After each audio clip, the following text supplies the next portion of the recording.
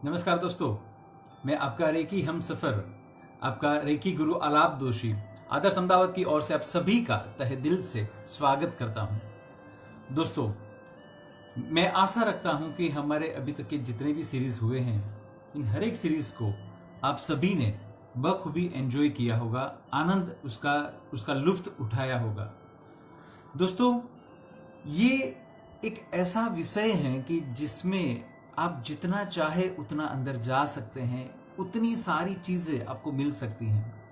और सबसे अच्छी बात यह है दोस्तों कि हकीकत ये है कि आप जब इस सेशन को अटेंड करते हैं तो इस सेशन में से हमारे जीवन के बहुत सारे पहलू जो हम कहीं ना कहीं अटक रहे हैं या कोई ऐसी चीज़ें हैं कि जो हमें कहीं ना कहीं डिस्टर्ब कर रही हैं, वो सारी चीज़ों को आप कहीं ना कहीं पक्का इस्तेमाल करके यहाँ से आप बाहर निकल सकते हैं। मुझे रेकी इसीलिए ज़्यादा पसंद है दोस्तों, क्योंकि ये एक अलग से साधना है, ये अलग चीज़ है, ये एक ऊर्जा की बात है, ये ब्रह्मांड, ये विश्व की ऊर्जा की बात है।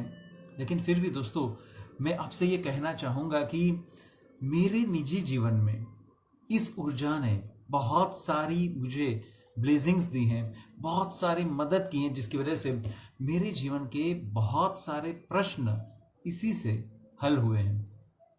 इसीलिए जब जब मैं रेकी के बारे में सोचता हूँ, जब जब मैं रेकी के लिए आगे बढ़ता हूँ, जब जब मैं रेकी के सेमिनार्स वगैरह करता हूँ एज अ रेकी गुरु, तो हर एक बार मुझे ये लग रहा है कि जैसे ये ऊर्जा मेरे में कुछ और चीज़ें बढ़ रही है, मेरी विजन बदल रही है, ब्रॉड होती जा रही है। देखिए, जब हम बोलते हैं ना कि भाई पढ़ाई जो हम करते हैं या तो जितना हम प्रैक्टिस करते हैं, वो प्रैक्टिस करने से हमारा उस सब्जेक्ट का नॉलेज, उसका कॉन्फिडेंस बढ़ता है।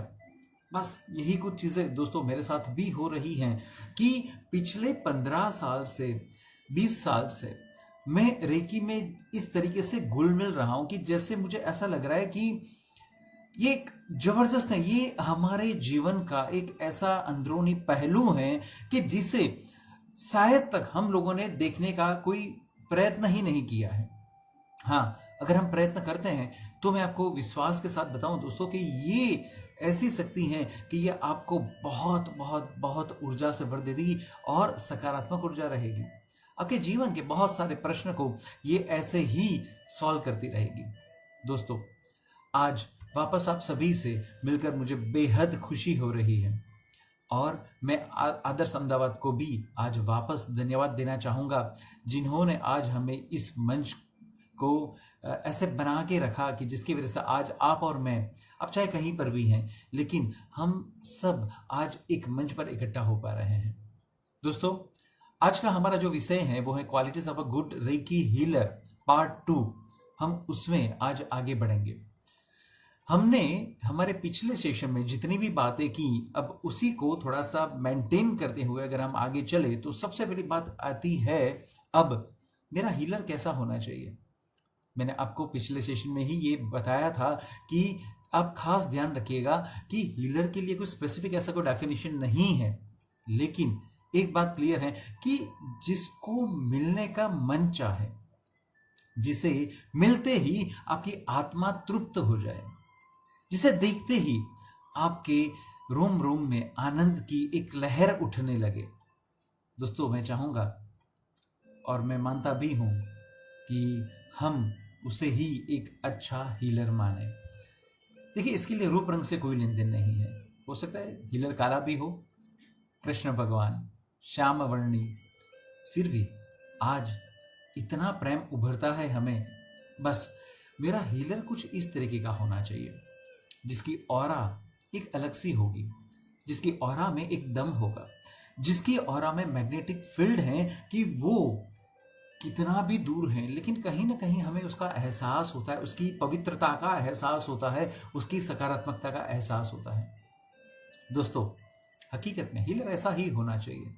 और मैं आपको सही में बताऊं ना, जो मैंने आपको बताया कि आप खुद सोचिए कि हीलर कैसा होना चाहिए, और जो जो गुण आप बोलते हैं कि यार आलाप ये कुछ गुण तो होने ही चाहिए, वो सारे गुण हीलर में होने चाहिए। क्योंकि मैं चाहूँगा कि मेरा हीलर एक ऐसा हो जिसमें छोटा सा बच्चा, एक जानवर, एक बुजुर्ग आदमी, एक औरत, एक पुरुष, ऐसा कोई भी व्यक्ति, ऐसा कोई भी जीव है, जब भी वो उसे मिले तो उसको आनंद हो जाए।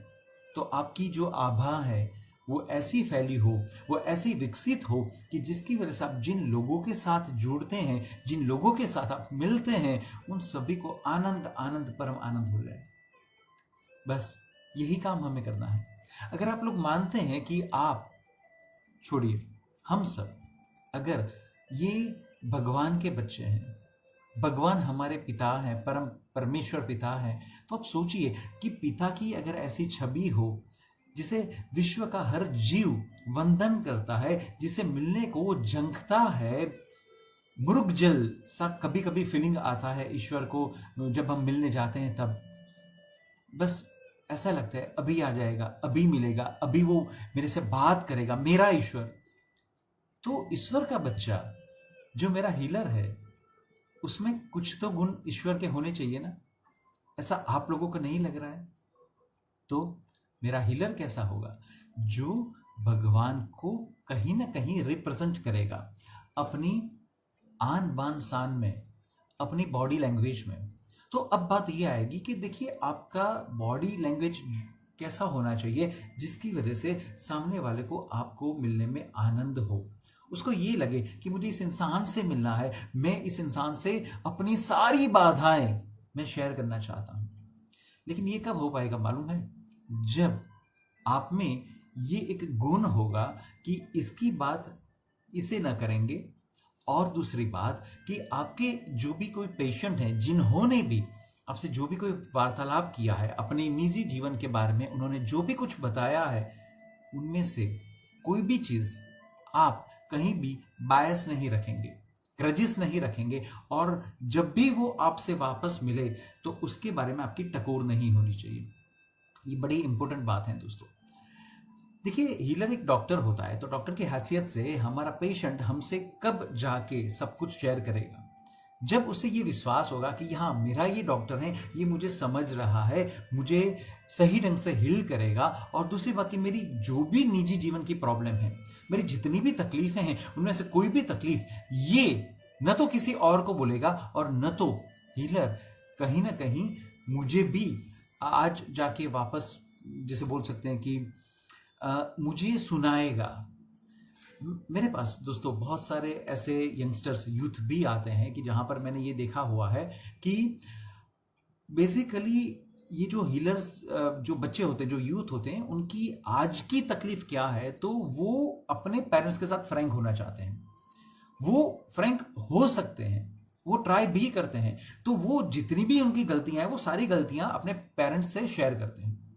लेकिन वो पेरेंट्स क्या करते हैं? तो वो उसे सुनाते हैं। एक सिंपल सी बात मैं बताऊं दोस्तों आपसे। मान लीजिए कि कभी आपका लड़का, आपकी लड़की, शायद तक वो 18 साल के नहीं हुए हैं या तो हो चुके हैं, जो भी कुछ है, आपको बिना बताए आपकी कार को लेके चलते हैं अपने मित्रों के साथ, कहीं पे वो चले गए, अचानक एक्सीडेंट हो गया, बच्चा घर पर आता है सहमा हुआ, डरा हुआ, उसने आपसे बात की कि पिताजी या माताजी आज मेरे से ये गलती हो गई कि मैंने आपसे परमिशन नहीं लिया, मैं अपने मित्रों के साथ इस कार को लेके गया या गई और कहीं पर अकस्मात हो गया, बड़ा नुकसान हो गया। उस दौरान ज्यादातर पेरेंट्स क्या करते हैं? सबसे पहले उस डरे हुए, उस सहमे हुए बच्चे को हम और डराते हैं, हम उस पर गुस्सा करते हैं, हम उस पर क्रोध करते हैं, और उसकी वजह से वो और डर जाता है। आपने कभी सोचा कि वो जो डर गया है, आज के बाद क्या वो बच्चा अब आपसे फ्रैंक होने का प्रयत्न करेगा? नहीं करेगा, क्योंकि उसे उस वक्त आपका प्रेम नहीं, आपका गुस्सा, आपका क्रोध, आपकी फटकार, आपकी डांट, आपके जो शब्द थे जिसे वो बाण, जिसे बोलते हैं गोली की तरह लग गए थे, वो चीजें उसको याद रहेगी। वो हर हमेशा उसी चीज को याद करेगा और मन ही मन ये ठान लेगा कि आज के बाद मैं पेरेंट्स से कुछ भी बात ना करूंगा, ना करूंगी, क्योंकि वो मुझे समझते नहीं। अच्छा, दूसरी तरफ अगर हम देखें दोस्तों, तो मान लीजिए कि अगर आपका बच्चा जो है वो अपने फ्रेंड के साथ अगर इस चीज को शेयर करे तो फ्रेंड क्या करेगा, उसका जो फ्रेंड है वो उसको किस तरीके से कंसोल करेगा, किस तरीके से उसको समझाएगा, किस तरीके से उसका आत्मविश्वास बढ़ाएगा।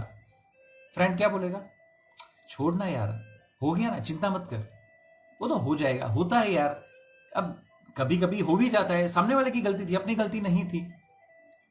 जब आपके साथ अगर कोई इस तरीका का व्यवहार करे, आपने कोई गलती कर दी, कोई व्यक्ति अगर आपके साथ इस तरीके से प्यार से व्यवहार करे और आपको ये कतई न जताए कि ये आपकी गलती थी, कम से कम उस टाइम तो नहीं कि जब आप गलती करके आए हैं, अगर उस टाइम वो आपको नहीं बताता है, नहीं जताता है, तो क्या होगा, आपका कॉन्फिडेंस टूटेगा नहीं, आप उसी आत्मविश्वास के साथ वापस आगे बढ़ेंगे और आपको उस संबंध में, उस व्यक्ति में कितना विश्वास हो जाएगा। सिंपल सी बात है। देखिए दोस्तों, बात यह है कि वो बच्चा, दो चीजें हो सकती हैं कि जब आप उस बच्चे को धमकाते हैं, डराते हैं, डांट फटकार करते हैं, तो सबसे पहली बात एक ये है कि आप कहीं ना कहीं उस व्यक्ति को आप हृदय से, अपने से दूर कर रहे हो, क्योंकि वो डांट फटकार जो भी आप देते हैं, जो शब्द बोलते हैं, तेरे में बुद्धि नहीं है, तू पागल है, तेरे को समझ नहीं आता है, तू ये कर रहा है, तू वो कर रहा है, तुझे पेरेंट्स की चिंता नहीं है, तुझे पैसों की चिंता नहीं है। सही बताऊं मैं, उस टाइम पर वो बच्चा कई बार सोचता है कि यार पापा मैं बच गया, अपनी गाड़ी में मानता हूं कि पूरा वो कचुंबर हो गया, पूरा वो डिस्ट्रॉय हो गई, पापा मैं मानता हूं, वो मन से ये मानता है, लेकिन उस दौरान आप सिर्फ और सिर्फ उस गाड़ी की बात करते हैं, इतना नुकसान कर दिया, अभी अभी गाड़ी खरीदी थी, 10 लाख का नुकसान कर दिया, तेरे में कोई सेंस नहीं है, तो क्या होगा। अब आज के बाद वो लड़का क्या करेगा, क्या आपसे सब कुछ शेयर करेगा, और आप क्या एक्सपेक्ट करते हैं कि ये हमसे फ्रैंकली बात करे, ये हमसे ओपन हार्टेड बात करे, ये हमसे सब कुछ बताए, मेरा बच्चा मेरे से कुछ छिपाए नहीं। क्या आपका वर्तन ऐसा है कि जिसकी वजह से आपका बच्चा आपसे उसकी गलतियों को न छिपाए? आपने इस तरीके से कभी बात की? आपकी प्रॉब्लम क्या है? आपका रुतबा, आपका स्टेटस, आपने जितनी महा मेहनत करके, कर कसर करके, जिंदगी में बहुत सारे सैक्रिफाइसेस करके पैसे को इकट्ठा किया, उसी पैसे से एक कार खरीदी, कार खरीदने के बाद उस बच्चे ने उसको डिस्ट्रॉय कर दी, बस खत्म। अब यहां आपका और आपके बच्चे के साथ क्या रिलेशन खत्म हो गया? ये क्या कर रहे हैं हम? सिंपल सी बात है, कम से कम आप उसको इस तरीके का द्वार खुला रखने दें जिसकी वजह से आज नहीं कल वापस वो गलती करेगा। क्या आप लोगों ने कभी गलती नहीं की थी? खुद को प्रश्न पूछिए। मजेदार बात यह होती है दोस्तों कि हम हमेशा हमारी कुर्सी में बैठे रहते हैं, हम कतई हमारी कुर्सी को नहीं छोड़ते हैं।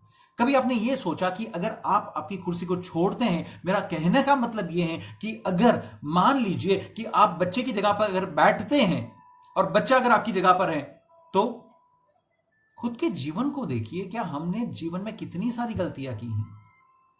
उस गलती के लिए अगर हमें किसी ने सपोर्ट न दिया होता, किसी ने हमें सकारात्मक बातें ना की होती, किसी ने हमें यह ना बोला होता, अरे होता है चिंता मत कर, हमारी पीठ थपथपाई होती, तो आपको यह लग रहा है कि आज हम इस मुकाम पर खड़े रहते।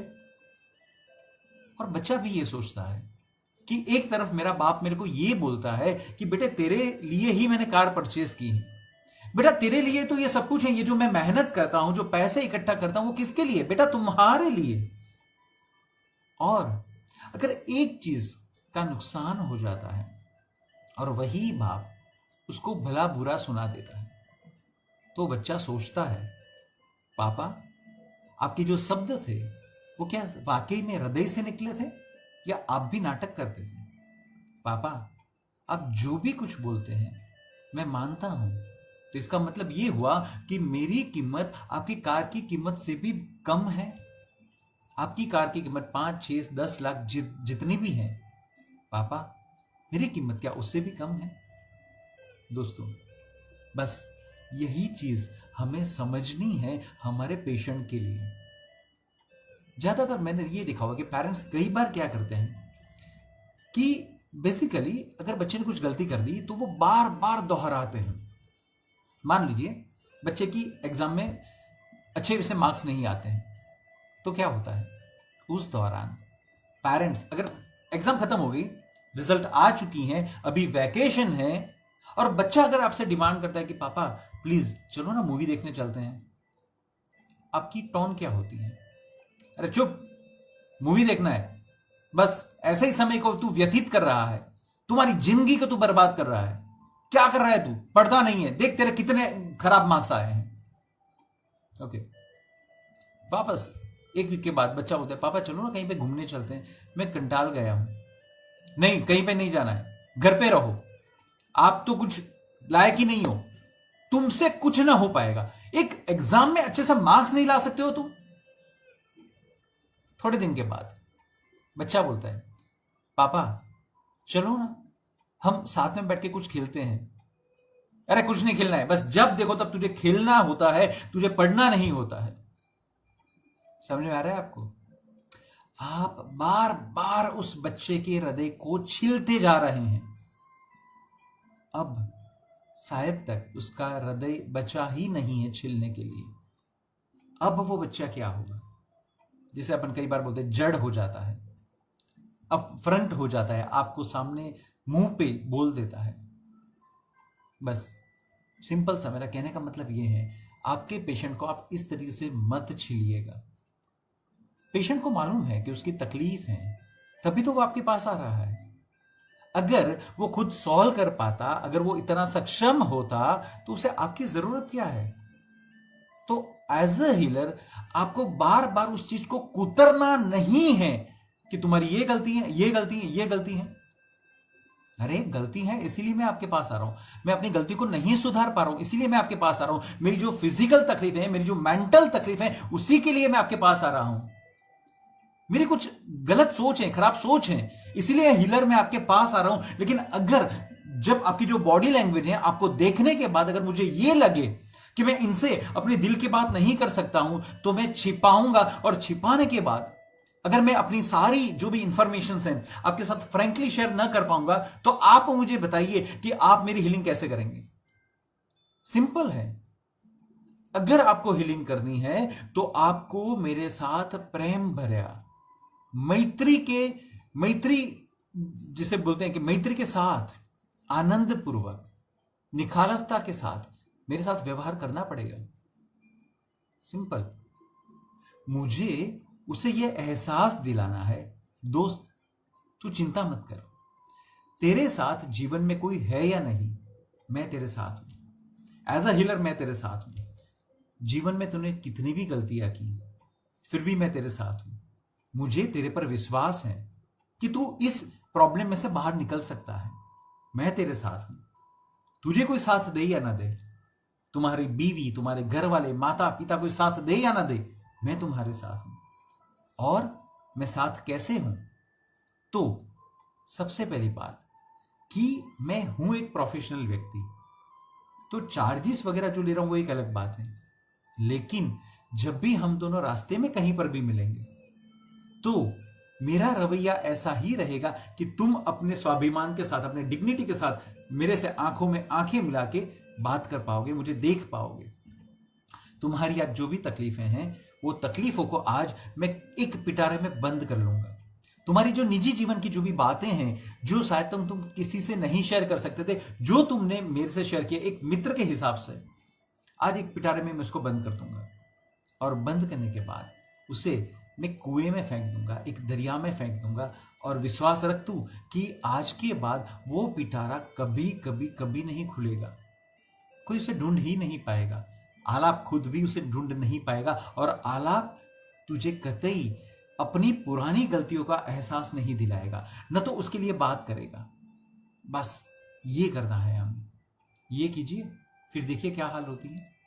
आपके जो पेशेंट्स हैं, मैंने आपको जो पिछले सेशन में बताया कि आपको सबसे पहली बात कि पेशेंट्स को सुनना है, तो सुनने के साथ साथ अब आपका काम यह बनता है कि आप आपके पेशेंट में एक ऐसा विश्वास जताइए कि दोस्त मैं तेरे साथ हूं, मुझे विश्वास है तुम्हारी प्रॉब्लम को हम दोनों इकट्ठा होकर सॉल्व कर सकते हैं।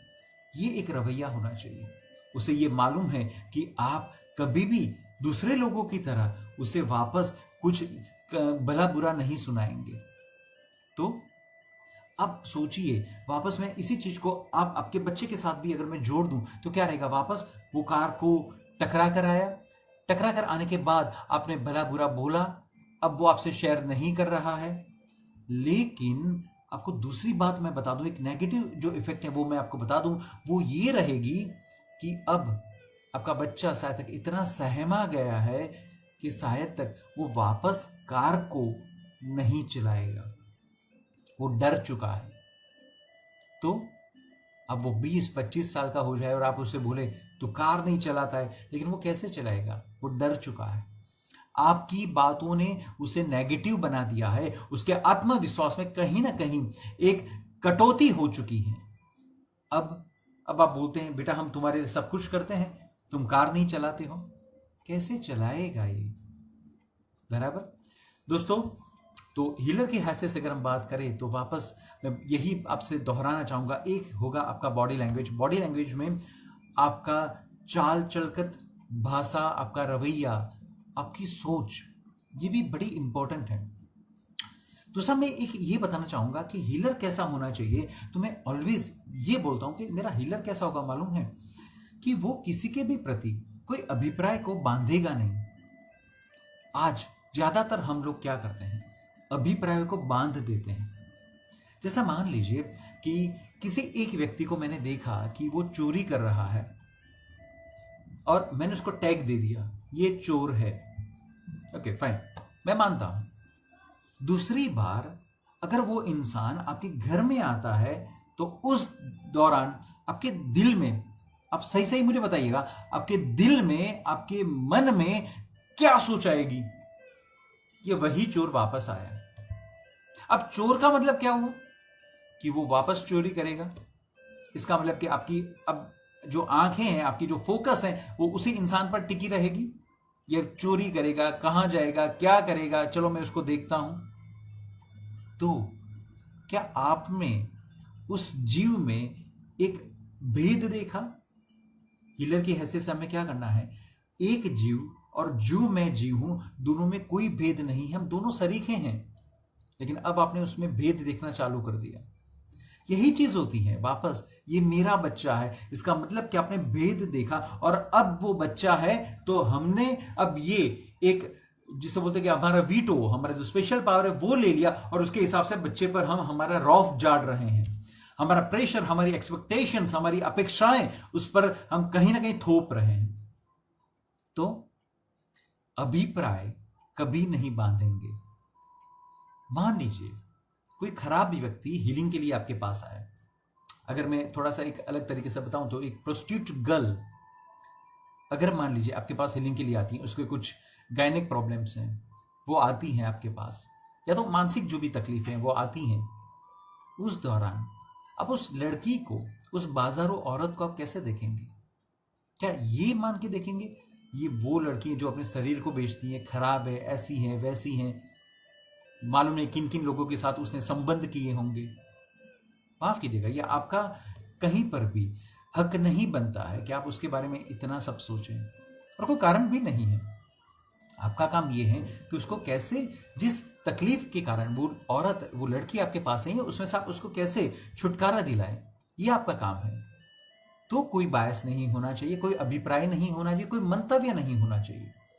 मान लीजिए आप किसी धर्म में बिलीव करते हैं और उस दौरान अगर मान लीजिए कि कोई एक अलग धर्म वाला व्यक्ति आपके पास आता है, तो आप उसको एक अभिप्राय के साथ, एक मान्यता के साथ उसको कभी भी नहीं देखेंगे। उसको ऐसे जज करने का आपका कोई अधिकार नहीं बनता है। आपको सिर्फ और सिर्फ यही देखना है कि वो भी एक जीव है, मैं भी एक जीव। दूसरी बात, मैं हीलर हूं, मैं भगवान का बंदा हूं, मैं भगवान का बच्चा हूं, और भगवान का मुख्य काम हर एक जगह पे कल्याण करना, सबको प्रेम देना, सबको आलिंगन देना, सबको सुख शांति प्रदान करना, ये भगवान का काम है। तो भगवान के जितने भी काम हैं उसमें से ज्यादा नहीं तो 10% काम तो उसका बच्चा कर सकता है ना, उसका हीलर कर सकता है ना। तो बस आपको यही करना है। तो किसी के भी प्रति आपके मन में द्वेष भाव ना हो, कोई अभिप्राय ना हो, वो चाहे कैसा भी है, आप उसको उसकी निजी जीवन में कभी भी दखल अंदाजी ना करेंगे, न तो उसको वापस याद कराएंगे, उसको फटकार देंगे, ऐसा कुछ भी नहीं करेंगे। हाँ, कई बार मेरे साथ भी ऐसा होता है दोस्तों कि एज अ प्रोफेशनल जब मैं काम करता हूं तो मेरे पास बहुत सारे डिफरेंट डिफरेंट केसेस आते हैं। जैसे मान लीजिए कि एक बंदा आता है जो कैंसर से पीड़ित है। अब वो बोलता है कि सर आप मुझे रेकी दीजिए। मैं उसको बोलता हूँ ओके फाइन, मैं आपको रेकी दूंगा, लेकिन भाई आप करते क्या है और या तो फिर आपको कैंसर क्यों हुई। तो मुझे समझ में ये आया कि कैंसर होने की वजह वो स्मोकिंग करता है।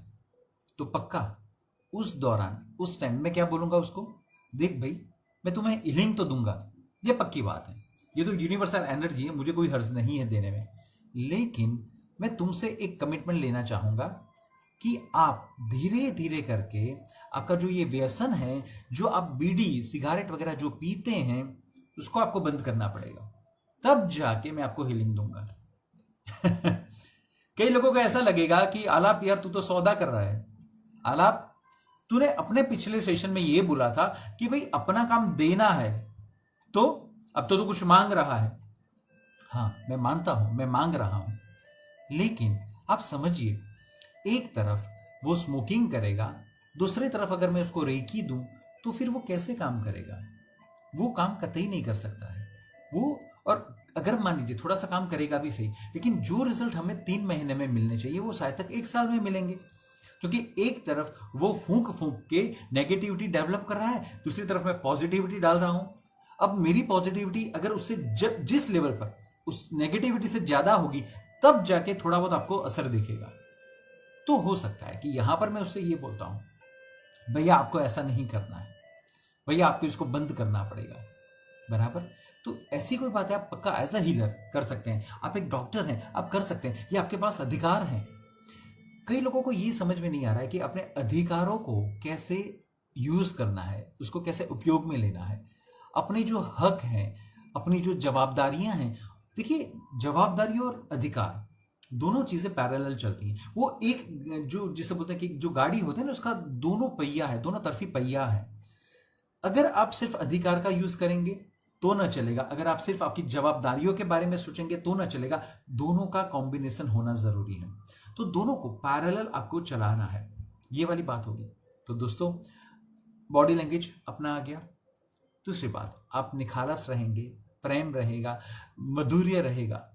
आप जहां पर भी जाएं वहां पर एक आनंद की बौछार होनी चाहिए। एज अ हीलर वो बौछार मालूम है क्यों होती है? आपके ऑरा तो है ही है, जो मैग्नेटिक फील्ड एक डेवलप करते हैं। आप में से बहुत सारे लोगों ने, मुझे विश्वास है कि ऐसे कई लोगों को देखा होगा कि जिनको अब फर्स्ट टाइम मिल रहे हैं, लेकिन फिर भी देखने के बाद एक अंदर से ऐसा एक लगता है कि यार मजा गया, इस इंसान को बस देखे ही रहे, देखते ही रहे, देखते ही रहे।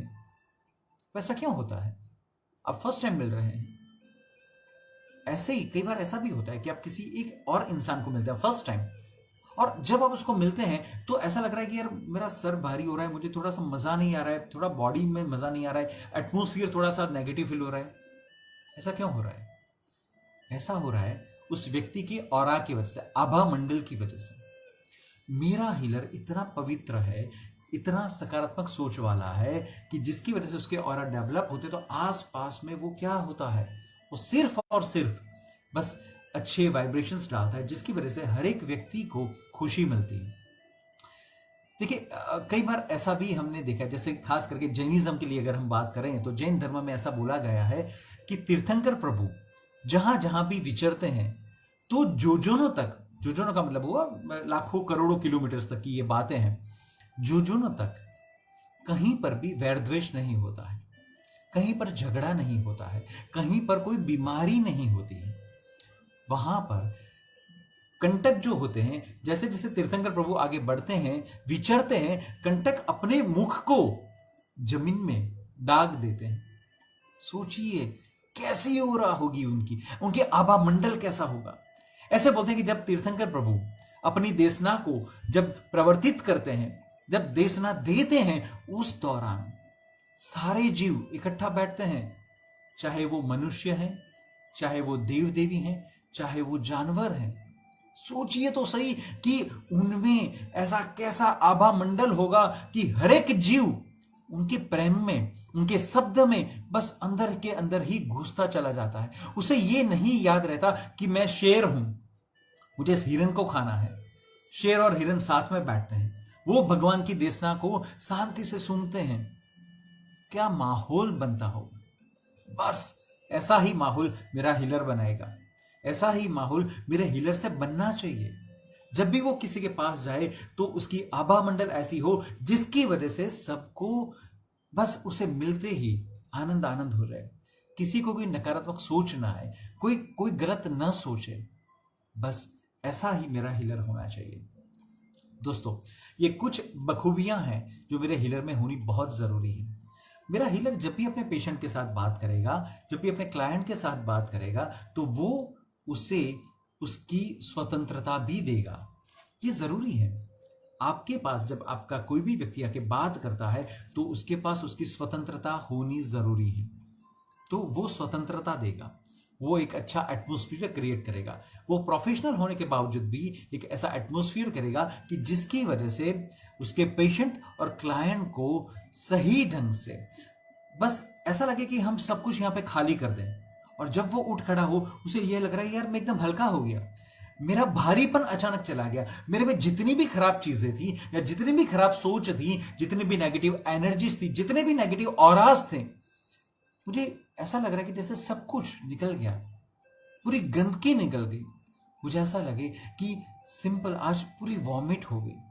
आज मेरे तन और मन का टॉक्सिन्स जितना भी था वो सब कुछ निकल गया। डिटॉक्सिफिकेशन की प्रोसेस जैसे हो गई। आनंद आनंद आनंद हो गया।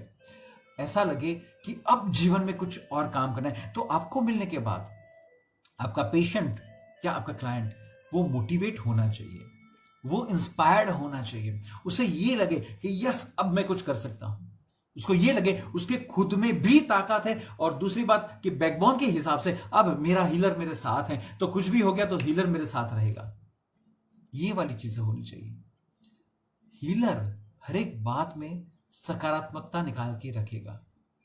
देखिए अभी कोरोना चल रहा है, कोरोना काल है, मैं मानता हूं बहुत सारी तकलीफें हैं, लेकिन आज की तारीख में भी अगर आप देखें तो व्हाट्सएप ग्रुप या जो भी सोशल मीडिया है, बहुत सारे लोगों ने कोरोना के बारे में कितना पॉजिटिव लिखा हुआ है कि ये कोरोना काल आया तो हमारे साथ कितनी सारी पॉजिटिव चीजें होनी चालू हो गई। ये वाली चीजें हैं। तो मेरा हीलर हर एक में से यही देखेगा, भापेगा, मापेगा कि इसमें से अच्छाई क्या निकल सकती है।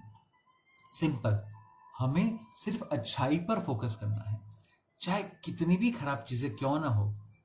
अगर आपको कुदरत पर विश्वास है, अगर आपको ये जीवन, ये कर्म पर विश्वास है, अगर आपको भगवान पर विश्वास है, तो अब हमारा काम सिर्फ ये रहेगा कि नकारात्मक जो चीजें हैं, नकारात्मक जो घटनाएं हैं, उस पर फोकस न करते हुए हम फोकस करेंगे कि सकारात्मकता कहां पर है, कहां पर ये सारी चीजें हो रही हैं, कहां पर ये पॉजिटिविटी डेवलप हो रही है। आप भी ये जानते हैं और मानते हैं और आपने ये महसूस भी किया होगा। आज न्यूज़पेपर में बहुत सारे खराब समाचार आते हैं। मैं मानता हूं एक छोटी सी बच्ची, पूरी 1 साल की भी नहीं है, और उसके साथ खराब चीजें होती हैं। ठीक है, अब मान लीजिए कि आप उस समाचार को पढ़ते हैं, पढ़ने के बाद आप क्या करेंगे? आप खुद अंदर से डिस्टर्ब हो जाते हैं। हाँ, अगर आप कुछ अच्छा कर सकते हैं, कुछ एनजीओ कर सकते हैं, उस फैमिली को मदद कर सकते हैं, सोसाइटी में ऐसा कुछ आप आंदोलन, चळवळ, मूवमेंट ले सकते हैं कि जिसकी वजह से ऐसी कोई घटना न हो, देन यू आर पॉजिटिव। लेकिन अगर ऐसी घटनाएं पढ़ने के बाद सिर्फ आपको बैठे बैठे, कुर्सी में बैठे बैठे, चाय पीते पीते, या तो फिर वो समाचार पढ़ते पढ़ते सबको यही बोलने का, ओ हो कितना खराब समय अब आ चुका है, अब हर एक जगह पे गंदगी ही गंदगी है, कितना खराब काल है। अरे ये तो सबको मालूम है, आपको बताने की जरूरत नहीं है। तो फिर आप क्यों जो खराब चीज है उसको कांस्टेंट क्यों फोकस करवाते हैं? उसी न्यूज़पेपर में अगर आप ध्यान से देखें, उसी न्यूज चैनल में अगर आप ध्यान से देखें, तो कहीं ना कहीं आपको ऐसा भी एक पॉजिटिव समाचार मिलेगा कि जिसे पढ़ने के बाद, जिसे देखने के बाद आपको ये लगेगा, अरे क्या बात है बॉस, ये तो मजा आ गया, ये तो अच्छी चीज हो गई। अच्छा, ऐसा भी हो सकता है। हमारे जमाने में तो ऐसा नहीं था, हम तो ऐसा सोच ही नहीं सकते थे। तो फिर अब ये आप पर डिपेंड करता है कि आप हर एक सिचुएशन को, हर एक घटना को किस एंगल से लेंगे, किस नजरिए से लेंगे। जब हम छोटे थे ना, तो हम, आपकी बात तो मुझे नहीं मालूम, लेकिन मैंने एक अच्छी सी स्टोरी पढ़ी थी, आनंदी कौवा करके। कुछ इस तरीके से था कि एक कौवा था। मैं सिर्फ आपसे 2 मिनट में उस स्टोरी को शेयर करना चाहूंगा क्योंकि ये जरूरी है हमारे लिए। तो एक कौवा था, वो काय काय कर रहा था राजा के राजमहल के आसपास। वो राजा को पसंद नहीं आया। राजा ने बोला, यार इस कौवे को हटाओ, भगाओ, लेकिन वो हटाता था, वापस आ जाता था। राजा ने बोला सैनिकों से, इसको पकड़ो और उसे मेरे दरबार में आप हाजिर करो। पकड़ लिया गया, दरबार में उसको बुलाया गया और फिर उसको सजाएं सुनाई दी। सजा में राजा ने बोला, एक काम करो, इसको घी का जो तपेला होता है, घी से भरा हुआ तपेला, उसमें आप उसको डुबा दो। कौवा फिर भी हंस रहा है, बोलता है, हमारे राजा जी तो कितने महान हैं, सबको पानी की तकलीफ है, मुझे घी पिला रहे हैं। राजा को गुस्सा आया। राजा ने बोला, एक काम करो, इसको अब आप सब इकट्ठा होके जो तपेला होता है उसमें तेल डाल दीजिए, उसमें आप उसको फ्राई कर दीजिए। वापस वो कौवा हंसने लगा, बोलने लगा, हमारे राजा जी कितने अच्छे हैं, सबको नहाने के लिए पानी नहीं है, मुझे राजा जी तेल से नहलाते हैं। राजा को वापस गुस्सा आया। इस तरीके की कुछ स्टोरी थी। राजा ने 5-6 बार अलग अलग तरीके से उस कौवे को मारने की ही अनुमति दी, लेकिन हर एक सिचुएशन को कौवा पॉजिटिव लेता था और बोलता था।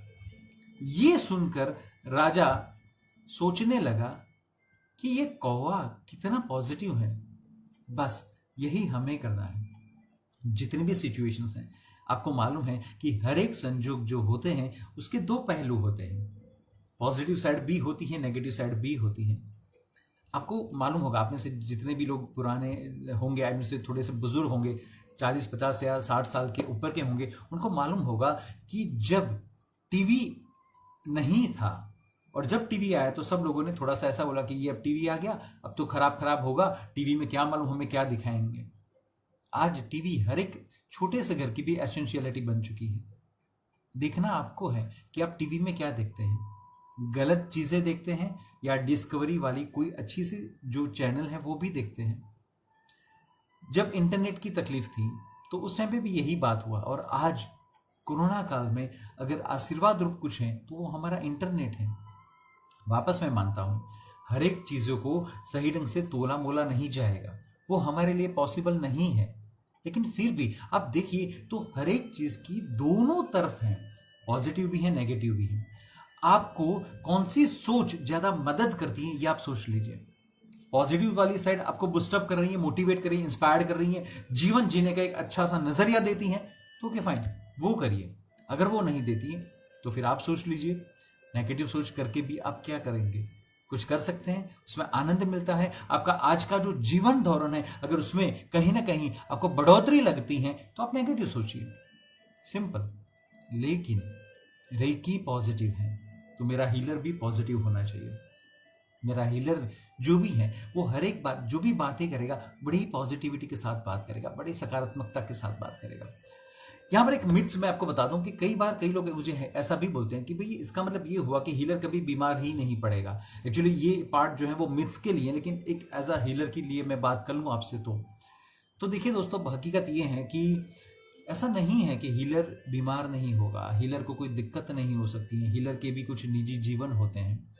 लेकिन हकीकत यह है कि हीलर जितने भी सफरिंग में से या जितनी भी तकलीफों में से बाहर जाएगा, वो हर एक बार रेकी शक्ति का प्रयोग करके कम से कम उसकी इंटेंसिटी को वो कम करेगा, या तो अपना जो मेंटल लेवल है, स्टेटस है, उसको वो कम ना करेगा। देखिए ऐसा होता तो हीलर कभी मरते ही नहीं है। जैसे डॉक्टर्स हैं, तो क्या डॉक्टर नहीं मरते हैं? मरते हैं। हीलर्स भी मर सकते हैं, तो मरने का कोई निमित्त तो चाहिए ना। हो सकता है उनको भी कोई गंभीर बीमारी आ सकती है। कई लोग ऐसे भी बातें करते हैं कि देखो बड़ा हीलर आया और हीलर होके खुद को ही इतनी सारी तकलीफें हैं। हो सकता है, प्लीज, बराबर। तो इसको थोड़ा सा हम पॉजिटिव टोन पर अगर लेके चले तो ये ज्यादा सही रहेगा। हमारा हीलर जो होता है ना, वो ब्रॉड माइंडेड होता है। अच्छा, मुझे एक बात आप बताइए कि अगर मान लीजिए कि आप लोग रास्ते से जा रहे हैं, रास्ते के बाहर एक एकदम पॉश कार पड़ी है, बराबर। उस कार को देखने के बाद आपको क्या सोच आएगी? कितनी पॉश कार है, हमारे पास भी अगर है होती तो, वगैरह वगैरह वगैरह, आपको ये सारी सोच आती? सिंपल। अब उस पर डस्ट बहुत सारी पड़ी हुई है तो क्या सोच आएगी? क्या सोच आएगी? आप में से कई लोगों को ऐसा लगेगा मालिक कितना लापरवाह है, कितना बेपरवाह है, उसे कदर ही नहीं है पैसों की, गाड़ी की, 1 करोड़ की कार है, उस पर डस्टिंग लगी हुई है। दूसरा बोलेगा ठीक है, क्या कर सकते, मेरे पास भी अगर ऐसी कार होती तो। भगवान भी कैसे कैसे लोगों को ऐसी कार दे देते हैं, जबकि मैं डेडिकेटेड कैंडिडेट हूं, जबकि मैं पोटेंशियल कैंडिडेट हूं, मैं कुछ कर सकता हूं, मैं इतना हार्डवर्क करता हूं, फिर भी भगवान मुझे पैसा नहीं देता, मैं कार परचेस नहीं कर सकता। और इस बंदे के पास कार है लेकिन जिसको कदर नहीं है, वगैरह वगैरह, ब्ला ब्ला ब्ला वगैरह, आपको सोच आएगी। आप में से कितने लोगों को यह सोच आएगी कि आप उस कार को साफ कर दें? नहीं करेंगे। क्यों? क्योंकि वो आपकी नहीं है। Exactly, simple. अगर आपको यह लग रहा है कि ये आपकी कार नहीं है तो आप इतना नेगेटिव क्यों सोचते हैं? मालिक के बारे में, गाड़ी के बारे में क्यों सोचते हैं? क्यों आपकी खामखा एनर्जी को वेस्ट कर रहे हैं? मत कीजिए। या तो फिर अगर आप सही में कद्रदान है गाड़ी के, आपको ये नॉलेज है, ये सेंस है गाड़ी के बारे में, तो साफ कर दीजिए। साफ हम इसलिए करेंगे कि मुझे ये एहसास है कि गाड़ी का वैल्यू क्या है। या तो फिर आप ये काम कीजिए कि जैसे देखिए, छोटा बच्चा होता है ना, जब धूल जमी होती है ना किसी भी चीज पर, तो आपने देखा होगा कि वो पेंटिंग कर लेता है। ये तरीका होता है। This is what the creativity, this is what the positivity. गंदगी है, गाड़ी पर गंदगी है, फिर भी आप उस पर एक अच्छा सा एक पोर्ट्रेट बना सकते हैं, एक पिक्चर बना सकते हैं जो आपको पसंद है, एक हार्ट बना सकते हैं, एक फ्लावर बना सकते हैं। क्यों ऐसी सोच नहीं आती है आपकी? क्यों सोच आती है खराब उस मालिक के बारे में जिसे आपने नहीं देखा है? आपको नहीं मालूम कि वो अगर गाड़ी साफ नहीं हो रही तो क्या कारण है? तो फिर छोड़िए, मेहरबानी करके इस क्रिटिसिज्म की जो सिचुएशंस हैं इनमें से आप बाहर निकल जाइए। कभी भी इसमें मत पड़िए। अगर आप कुछ कर सकते हैं, अच्छा कर सकते हैं, पॉजिटिव कर सकते हैं तो कीजिए। अगर नहीं कर सकते तो मेहरबानी करके आपके दिमाग को मेहरबानी करके कोई भी गलत सोच में लेके मत जाइए, और यही हमारा काम रहेगा। सो दोस्तों, अब टाइम हो चुका है हमारे मेडिटेशन का। हम मेडिटेशन में आज आगे बढ़ेंगे। कौन सा मेडिटेशन करेंगे आज? क्या करें? यस, आज हम मेडिटेशन करेंगे खुद को जानने का एक प्रयास। आज हम वापस खुद के अस्तित्व को जानने का एक प्रयास, एक नम्र प्रयास करेंगे।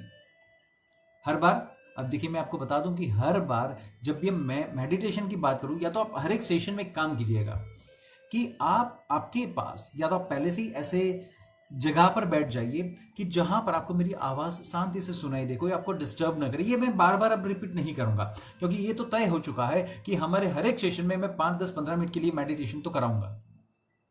एक्चुअली ये मेडिटेशन नहीं है, honestly speaking, it's simple guided meditation बोल सकते हैं, या तो इट्स अ गाइडेड स्पीच, और कुछ नहीं है। मैं कहीं ना कहीं जाके आपके जहन में कुछ डालना चाहता हूं, आपको कहीं ना कहीं हिलाना चाहता हूं, आपको जगाना चाहता हूं।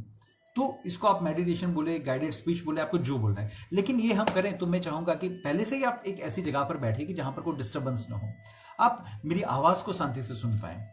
आप आंखें बंद करके लेट सकते हैं, बैठ सकते हैं, इसके लिए कोई कोई कोई कहीं पर भी मेरे से आपके लिए कोई रेस्ट्रिक्शंस नहीं है। तो दोस्तों, आज हम बात करेंगे हमारे खुद के लिए, तो ये है guided speech to know myself. आप शांति से, धीरे से आंखें बंद कर लें, शांति से एक गहरी सांस ले, आंखें बंद ही रखिए, धीरे से उस सांस को छोड़िए। वापस धीरे से एक गहरी सांस लीजिए।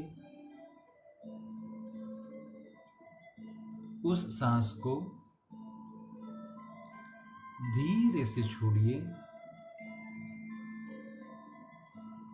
वापस एक गहरी सांस लीजिए और उस सांस को धीरे से छोड़िए।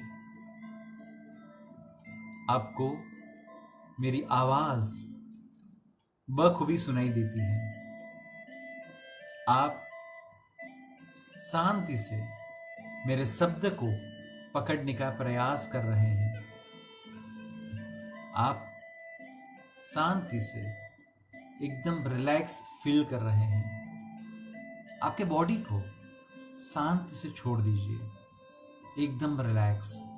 कोई पकड़ नहीं, कोई स्पेसिफिक पोस्चर नहीं। आपको जैसे कंफर्टेबल लग रहा है आप इस तरीके से शांति से आंखें बंद करके बस मेरी आवाज को सुनते रहें। साथ में इस म्यूजिक का भी लुत्फ उठाइए। धीरे धीरे, एकदम धीरे धीरे। आप धीरे से सोचिए, आप कौन हैं? आप कहां से आए हैं? आपका इस जीवन में आने का क्या कारण है? क्या भगवान है? है तो कहां है? भगवान क्या करता है? भगवान क्या हर हमेशा हमें देखते हैं? मैं जो भी क्रियाएं करता हूं, मेरा जब जन्म होता है, जब मेरा निधन होता है, जब लोग यहां पर जला देते हैं, तो जीव कहां जाता है? मेरी पिछली गति क्या थी? मेरी अगली गति क्या हो सकती है? वो कौन तय करेगा? कर्म, भगवान, मैं? ये पूरा संसार कैसे चलता है? कई बार मैं सोचता हूं मुझे चिंता नहीं करनी है। चिंता क्यों हो जाती है? कई बार मैं सोचता हूं मुझे क्रोध नहीं करना है। क्रोध क्यों हो जाता है? कई बार मैं सोचता हूं किसी की निंदा, किसी की कुथली नहीं करनी है। ऐसा क्या हो जाता है? ऐसा क्यों हो रहा है? ये कौन करता है? इन सब में से मैं कब बाहर निकलूंगा? ये ऐसी चीजें हैं जो मुझे हर रोज कहीं ना कहीं नकारात्मक चीजों से भरती जा रही है। ये ऐसी बातें हैं जो मेरी सकारात्मकता को तोड़ रही हैं। ये ऐसी चीजें हैं जो मेरे निजी जीवन में मुझे आनंद की प्राप्ति, आनंद की अनुभूति नहीं होने देती है। ऐसी क्या बातें हैं जिसकी वजह से जानवर आज इस गति में है? ऐसी क्या बातें हैं जिसकी वजह से कोई जीव एक वृक्ष के स्थान पर जाता है? ऐसा क्यों है जीवन में कि एक जीव दूसरे जीव का हरण करके, उसे मार के फिर आगे बढ़ता है? हमारी हर एक क्रिया में कहीं ना कहीं हम किसी न किसी जीव को मारते रहते हैं। 24 घंटे हम किसी न किसी जीव को मारते हैं। हम जो खाना खाते हैं, चाहे हम वेजिटेरियन हैं, चाहे हम नॉन वेजिटेरियन हैं, लेकिन जीव तो मारते हैं। एक फ्रूट है, या तो जो सब्जी खाते हैं, या गेहूं है, या किसी जानवर का मांस खाया, जो भी है। अरे इन सब से बाहर निकल के अगर मैं बात करूं तो मैं जो सांसें ले रहा हूं, मैं जो सांसें छोड़ रहा हूं, उसमें भी कितने जीव की हत्या होती है। मैं जब टॉयलेट जाता हूं, यूरिनेशन के लिए जाता हूं, उसमें भी कितने जीव निकलते हैं। मेरा शरीर आज जिस किसी भी चीज से बना हुआ है, हार्ड मांस से बना हुआ है, उसमें भी कितने सारे जीव हैं। मुझे ये समझ में नहीं आ रहा है हकीकत में जीवन क्या है। क्या जीवन एक परिभाषा है, एक एंगल है, एक शब्द है, एक थ्योरी है, एक अभिप्राय है, एक परसेप्शन है? क्या है ये जीवन? आज इतने साल होने के बावजूद भी मैं खुद को ये नहीं बता पाया जीवन क्या है, जीवन कैसे जिया जा सकता है, या तो जीवन कैसे जीना चाहिए। आज मैं सुबह उठता हूं तब से रात को सोते समय तक कहीं न कहीं शारीरिक मानसिक वेदनाएं, कहीं न कहीं गिल्ट, ये मैंने गलत कर दिया, इसके साथ गलत कर दिया, इस इंसान ने मेरे साथ गलत कर दिया। सिर्फ यही सारी चीजें मेरे इर्द गिर्द घूमती रहती हैं। मुझे ये समझ में नहीं आ रहा है ये सब कुछ क्यों हो रहा है, कौन कर रहा है, कैसे हो रहा है। क्या ये कोई विज्ञान है? तो विज्ञान कैसे काम करता है? ये विज्ञान को आज मैं खुद ही समझने का प्रयास करूंगा। आज मुझे खुद ही धीरे धीरे धीरे खुद के अंदर जाना है। उस एनर्जी को आज मुझे महसूस करना है। आज जो आसपास की हवाएं हैं उसको महसूस करना है। जो कुदरती सौंदर्य है उसे महसूस करना है। आज मुझे मेरे साथ एक झाड़ को, एक वृक्ष को, एक जानवर को, एक पक्षी को, ऐसे जितने भी जीव हैं, इन सभी के साथ आज मैं थोड़ा सा कंपेयर करना चाहूँगा। हम सब कैसे जीवन जीते हैं, हमारी बाधाएं क्या हैं, हमारे बंधन क्या हैं। क्या बंधन कोई हमें देता है या हम खुद उस बंधन को कहीं न कहीं उपार्जित करते हैं। हकीकत में आज मैं जितनी भी तकलीफें हैं उसके लिए जो बोलता हूँ, क्या वो सारी की सारी तकलीफें जेन्युइन है, या कहीं न कहीं मैंने उन तकलीफों को बस मेरी ही हिसाब से, मेरे सोच के साथ मैंने उन तकलीफों को आज सर्जित किया है, पैदा किया है। मेरे हिसाब से आज जितने भी लोग खराब हैं, क्या वो वाकई में खराब हैं? क्या उनके पास ये क्षमता है कि वो कुछ कर पाएं? मेरे हिसाब से जितने भी लोग अच्छे हैं, क्या वो सारे के सारे एकदम अच्छे हैं? उनके पास क्या ऐसा पावर है कि वो खुद को अच्छा रख पाए? मैं क्या सब लोगों के लिए एक अच्छा इंसान हूं? किसी को भी मेरे प्रति द्वेष नहीं है? क्या सब मुझे प्रेम करते हैं? क्या सब मुझे रिस्पेक्ट देते हैं? ऐसा नहीं है। तो ऐसा क्यों है? अगर मैं एक अच्छा इंसान हूं, अगर मैं एक अच्छा हीलर हूं, तो हर कोई जीव मेरे से प्रेम करेगा। मैं हर एक जीव से प्रेम करूंगा। मुझे सबकी खराब बातें ही क्यों दिखती हैं? सोते जागते मुझे हर एक व्यक्ति की खराब बातें ही क्यों याद आती हैं? मैं किसी की अच्छी बातों को क्यों नहीं देख पाता हूं? मेरा काम अच्छा देखना है तो मैं ऐसा क्यों नहीं कर सकता हूं? मेरे में ऐसी कौन सी बदी है कि जिसकी वजह से मैं सच्चाई को, अच्छी बातों को नहीं देख पा रहा? आज मुझे जिन लोगों के प्रति भी द्वेष है या गुस्सा है, आज अगर उनको मैं थोड़ा सा याद करूं तो क्या उनमें एक, सिर्फ ज्यादा नहीं, सिर्फ एक भी अच्छा गुण नहीं है? ऐसा तो नहीं है। हाँ, मैं जिन लोगों को बुरा बोलता हूं वो मेरी अपेक्षा के हिसाब से काम नहीं कर रहे हैं, उसकी वजह से शायद तक मैं उनको बुरा बोल रहा हूं।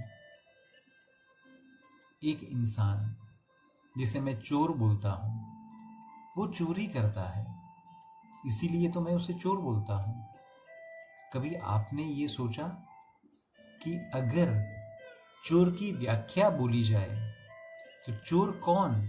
जो चोरी करेगा। अगर कल जाके उसने चोरी बंद कर दी तो क्या वो चोर कहलाएगा? ये बात अलग है कि वो जो क्रिया कर रहा है वो क्रिया सही नहीं है, लेकिन वो अपने प्रोफेशन के प्रति तो कहीं ना कहीं प्रतिबद्ध दिख रहा है। जो भी है, आज अगर मैं एक इंसान हूं तो इंसानियत के हिसाब से मैं कैसा होना चाहिए? क्या मैं वैसा हूं?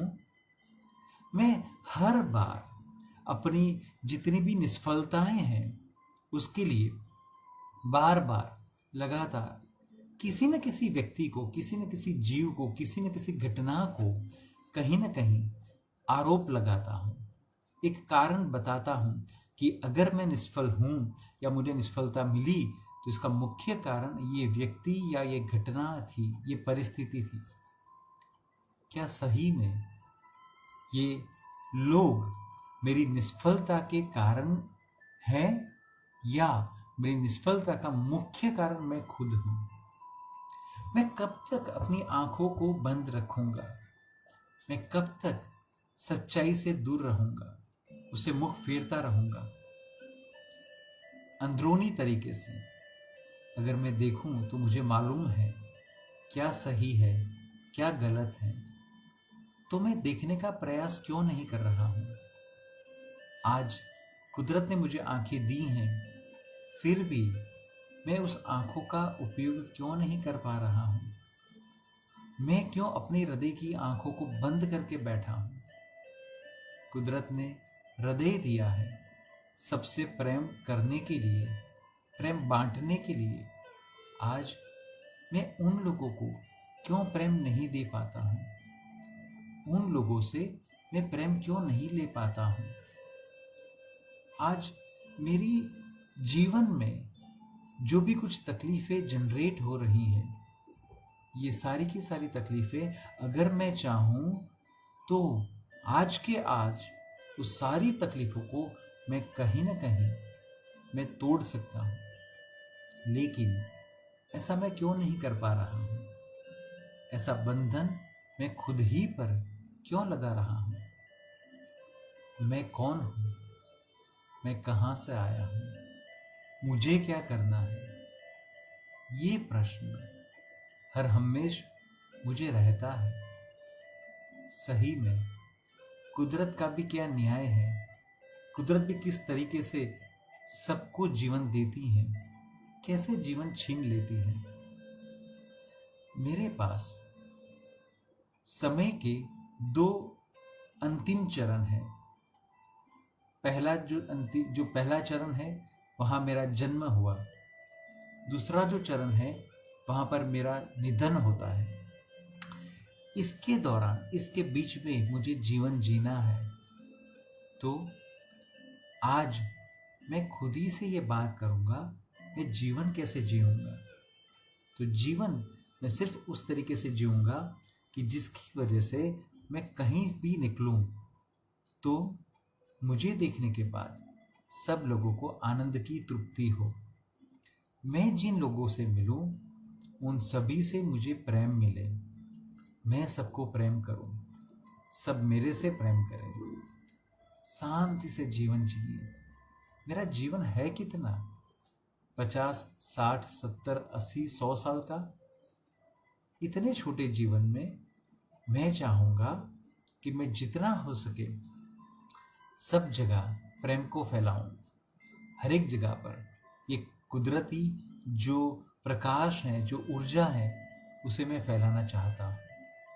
मैं जगत में हर एक जीव के प्रति अच्छे भाव फैलाना चाहता हूँ। जगत कल्याण का एक मैं कहीं ना कहीं प्रयत्न करना चाहता हूँ।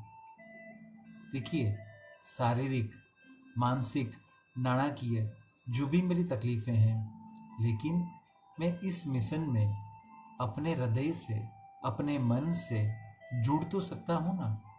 तो आज से मैं ये प्रयास करना चाहूँगा कि कम से कम मेरे जो नज़दीकी लोग हैं, मेरे जो डियरर और नियरर हैं, जो मेरे खुद के लोग हैं, कम से कम उनको कोई दिक्कत ना हो। वो लोग मेरे साथ शांति से व्यवहार करें, मैं उनके साथ अच्छा व्यवहार करूं। मुझे उनके व्यवहार से कोई फर्क न पड़ना चाहिए। मेरा काम सिर्फ और सिर्फ अच्छा व्यवहार जताना है। मैं अपना काम बड़ी ही ईमानदारी के साथ करूँगा। मैं कौन हूँ, मैं कहाँ से आया हूँ, मैं कहाँ जाऊँगा, मुझे नहीं मालूम ये कौन सा साइंस है।